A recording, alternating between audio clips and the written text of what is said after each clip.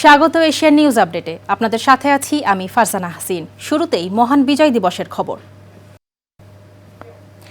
মহান বিজয় দিবসে জাতীয় স্মৃতিসৌধে ফুল দিয়ে শ্রদ্ধা নিবেদন করেছেন রাষ্ট্রপতি মোহাম্মদ শাহাবুদ্দিন ও অন্তর্বর্তীকালীন সরকারের প্রধান উপদেষ্টা ডক্টর মোহাম্মদ ইউনূস। ভোরে সূর্যোদয়ের সাথে সাথে সাভারে জাতীয় স্মৃতিসৌধে জাতির শ্রেষ্ঠ সন্তানদের প্রতি শ্রদ্ধা জানান তারা। এ সময় তারা কিছুক্ষণ নীরবে দাঁড়িয়ে মুক্তিযুদ্ধে জীবন উৎসর্গকারী বীর সেনানীদের প্রতি সম্মান জানান। রাষ্ট্রপতি শ্রদ্ধা নিবেদনের সময় বাংলাদেশ সেনাবাহিনী, নৌবাহিনী ও বিমান বাহিনীর সমন্বয়ে গঠিত চৌকস দল রাষ্ট্রীয় অভিবাদন জানায়।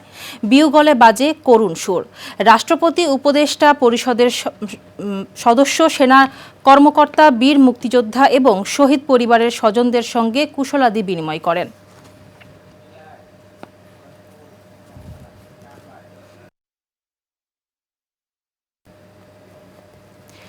আইন উপদেষ্টা আসিফ নজরুল বলেছেন, ঐতিহাসিক জুলাই গণ অভ্যুত্থানের মাধ্যমে বাংলাদেশকে পুনর্নির্মাণের একটা সুযোগ এসেছে। সকালে বিজয় দিবসে জাতীয় স্মৃতিসৌধে মুক্তিযুদ্ধে জাতির বীর সন্তানদের শ্রদ্ধা নিবেদন শেষে তিনি কথা বলেন। আসিফ নজরুল বলেন, ১৬ ডিসেম্বর আমাদের বিজয় দিবস, বাংলাদেশের মানুষের জন্য শ্রেষ্ঠতম একটা দিন।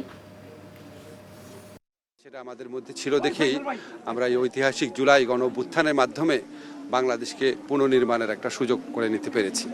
এখানে আসলে ভালো লাগে এবং শহীদ মুক্তিযোদ্ধা যারা আছেন, আহত মুক্তিযোদ্ধা যারা আছেন, যারা আপনার ওই সময় নানান আত্মত্যাগের মাধ্যমে বাংলাদেশকে স্বাধীন করেছেন, তাদের প্রতি কৃতজ্ঞতা, শ্রদ্ধা, ভালোবাসায় মন সিক্ত হয়।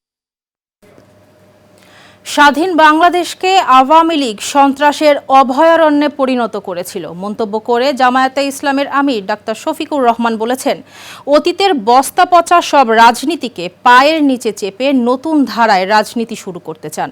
রাজধানীর সোহরাওয়ার্দী উদ্যানে বিজয় ম্যারাথন উদ্বোধন অনুষ্ঠানে তিনি এসব কথা বলেন।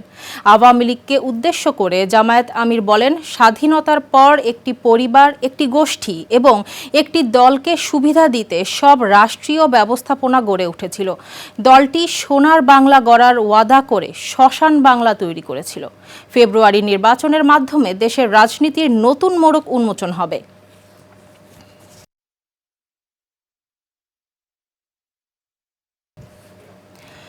দর্শক, এই ছিল এশিয়ান নিউজ আপডেট। আমাদের পরের আপডেট দেখার আমন্ত্রণ রইল। ধন্যবাদ সাথে থাকার জন্য।